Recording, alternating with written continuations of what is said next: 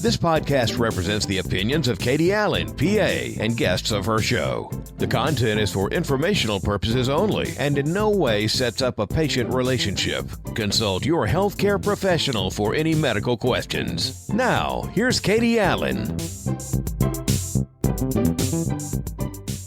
Thank you for that introduction, Jay. Although this episode is strictly for the mamas, talking about the tummies after having babies. Although you are free to stay and listen, Jay. So the end game of pregnancy is that these mamas are blessed with the wonderful gifts called children, but they also get these other gifts called loose abdominal muscles and excess skin, stretch marks, to just name a few.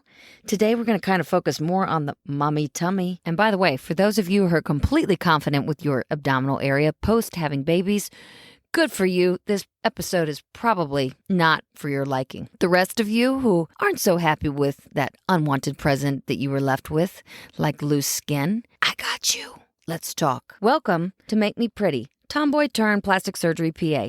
I'm Katie Allen, your host. I've been a PA for over 15 years working in and out of the operating room. You can find me on Instagram at Make Me Pretty Podcast or on Facebook at the same Make Me Pretty Podcast or www.makemepretty.org. So the focus of today's episode is on the mommy tummy, the raisin belly, the panis, the fupa, baby belly, muffin top, abdominal shelf, wraparound tire, the pooch. You know, anything with slang terminology has at least got to be a popular topic. So before we go on talking more about this mommy tummy, let's get something real clear. There is nothing about this that is supposed to be about body shaming. If you are pleased with what you have again, let's all cheer for you. I'm happy for you. To each her own. Does everybody's body change during pregnancy? Yes, it does. For the good, the bad, and the ugly. And yes, you can be absolutely proud of what your body has done because you grew a human being, and no one feels 100% during their entire pregnancy. For those of you who feel best when you're pregnant, explicit. I don't know what to even say to you. Good for you. Okay, so the body's going to change, but on some people it changes more than others, and sometimes there is a less desirable effect than others too. Typically the skin and the muscles of the abdomen are stretched in each and every direction, and it's worse with each additional pregnancy, and it's worse with multiple births. If that skin stretches more, there's going to be a problem. If the muscle stretches more, there's going to be a problem. And all the surrounding organs too. But again, that's another topic for a different day. So what happens to those visible tissues during pregnancy? Well, the short of it is the abdominal muscles and the skin stretch to allow room for that baby to grow. Then there's the addition of those hormones changing. And what all they do to the tissues too, to allow things to stretch, whether it's the ligaments and the other surrounding tissues as well, that cause for the laxity to that area and other areas in the body. So the muscle and fascia of the abdomen stretch. But the primary stretching, if you can imagine, up and down the parallel vertical strap muscles of the rectus abdominis. One runs vertical on one side of the umbilicus, and then one runs on the other side of the umbilicus. And as those muscles kind of stretch apart, it's allowing room for that baby to grow inside of your body. A lot of times they don't really want to totally go back together. So in between those two vertical strap muscles where kind of you have the belly button and above and below that, you can kind of have a separation that's there. A diastasis recti. That's the fancy word that you'll find on Google that basically says you've got this separation there. Now, most people are going to have that separation when they first give birth, and many times that kind of will start to those muscles will start to come back together or closer together over time. That sometimes is really up to a year before you're seeing that come closer back together. It really never goes back to exactly what it was on anybody. But where that's worsened is in certain people, sometimes at shorter stature, but especially if you see folks that have multiple births, like with twins and greater, there's multiple factors that go into this. Another common occurrence that we see is kind of the shelf that's at the bottom of the abdomen. And this is again seen with each additional pregnancy. This typically worsens as that tissue loosens, but it's also seen more predominantly in those that have had a C-section because there's a C-section scar that's underneath there, and that tissue often tethers. OBGYNs these days are taking such time to try to create pretty scar to that area, but come on, guys. Their job is to help you get that baby safely delivered and to watch for your care. So that's not primary on the list, and I don't want it to be. It needs to be the baby and you first, and then we'll worry about the closure. It's very likely that there's going to be a shelf that's created from the scar tissue that's there, and then it makes that tissue kind of protrude or want to hang over the top there in most people.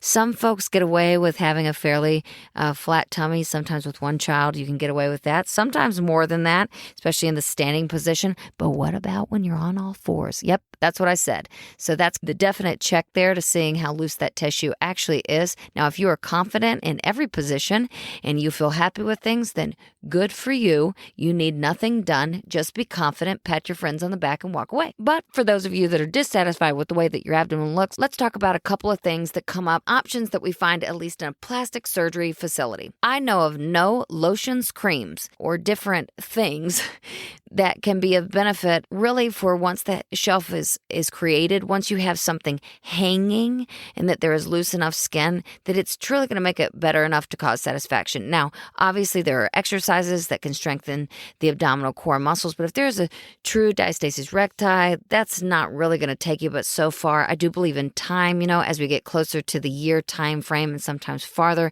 hormones kind of settle out. Maybe there'll be some improvement there. Moisturizers to the skin, can they help? Maybe a little bit.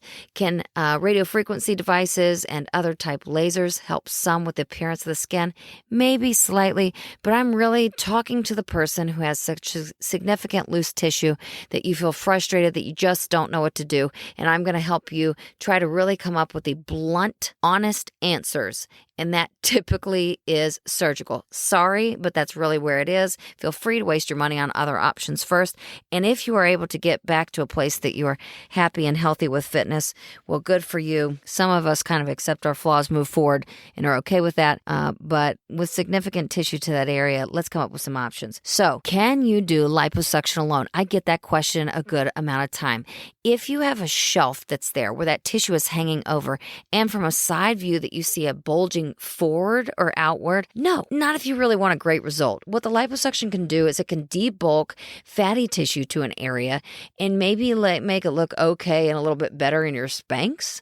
But as far as really helping the shelf itself and decreasing and flattening out that tissue, no, that's not going to help, because again, we have a muscle problem. Liposuction is only going to help the fatty tissue and removing that on top of the muscle. And really what our problem typically is more skin and then looseness of the muscle. So to me, really when it comes down to it, there are again several different other options. You can always talk to a local plastic surgeon about what the best option is for you. But to me, your three options really come down to the tummy tuck. I kind of smile because I go, don't be so upset about things if we have options. And they're things that can make you happy. Again, if you're happy with what you got right now, no need to move farther. But I don't like to waste money or watch people waste money on procedures that I don't feel like are effective. You're still going through downtime. And again, there's money that's kind of thrown to the side. I do think there are some things that can be beneficial for the surrounding tissue and to decreasing some of the volume, such as liposuction and cool sculpting. But when it really comes down to the looseness of the tissues with pouch, or if you have a raisoning kind of that tissue to the lower abdominal area, then I really think typically a tummy tuck is really what's in your future for the best outcome. And that's what I'm going to kind of focus on for today. So there are three main abdominoplasties, which is the fancy word for saying tummy tuck. And I'm going to first start with a full tummy tuck to just describe to you the best that I can without you being able to see a visual. In the world of YouTube, feel free to look those up. I'm sure that I can post something at a certain point. But for now, basically you're going to think of a tummy tuck as going, gosh, those loose tissues are there. What am I going to do about it? Okay. The area that we do not get to on a tummy tuck is similar to that prior episode where I talked about liposuction.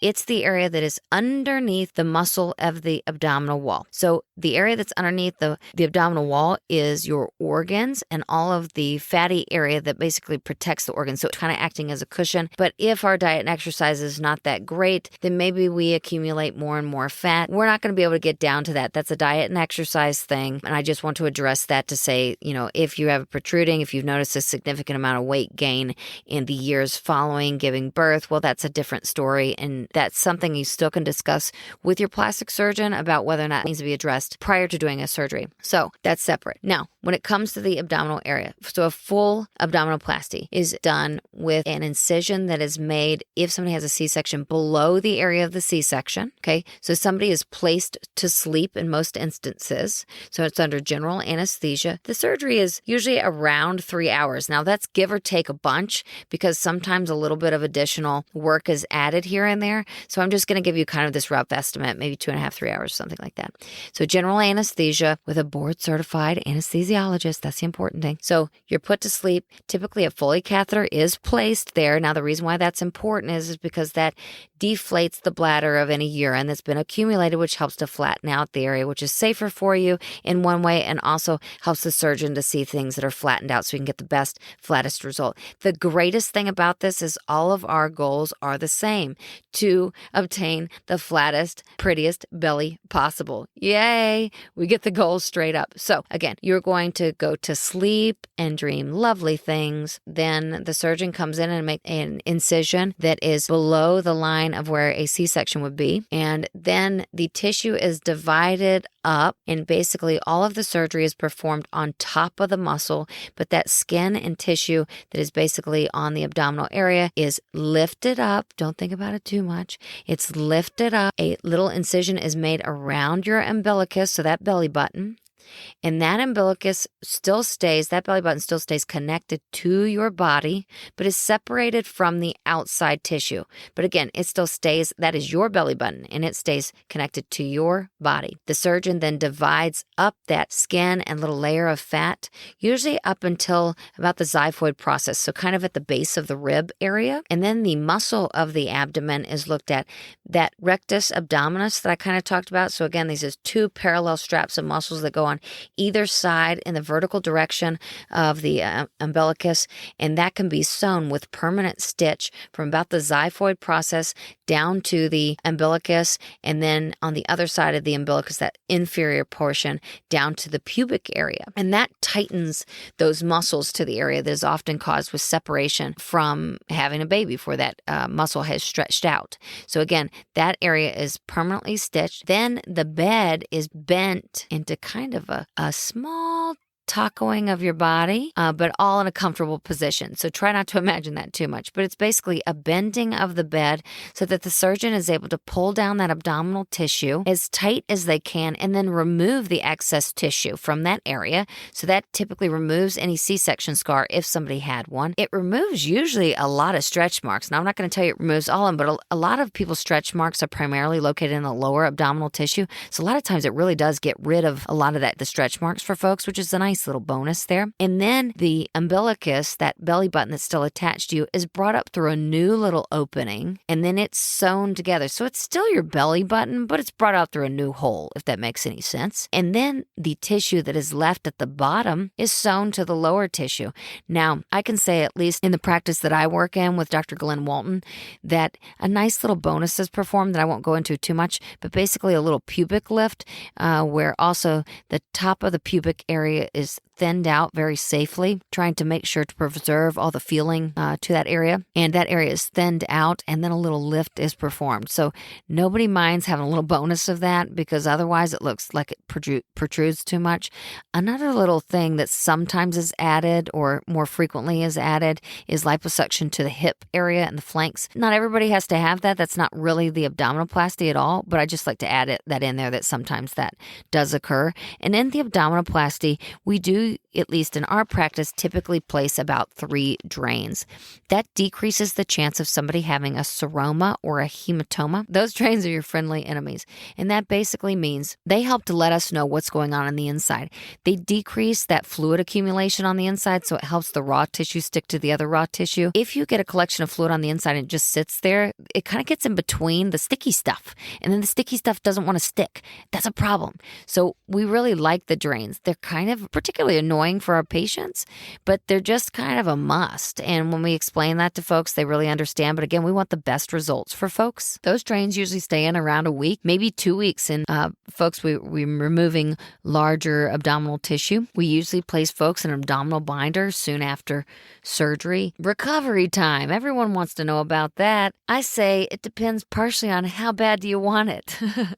No, a lot of it is what kind of job do you do, or what kind of skills and and things are you needing to get back to, that's a big deal. That's changed. Even the 15 and a half years that I've been in plastic surgery, I've seen a change with an increase in women in the workforce. So that question becomes a bigger deal as to what does somebody's job look like? What is somebody doing? Or, do they have young kids and are they staying at home? Or are their children older? And what are they trying to get back to? What are their goals? Do they have any sports activities coming up? So these are all the things we kind of have to think about. I often say it's nice if somebody can take off for about 2 weeks. That's not always an option. If somebody has a laborious job, 4 weeks is better. I don't want folks going back to kind of minimal exercise till about 4 weeks.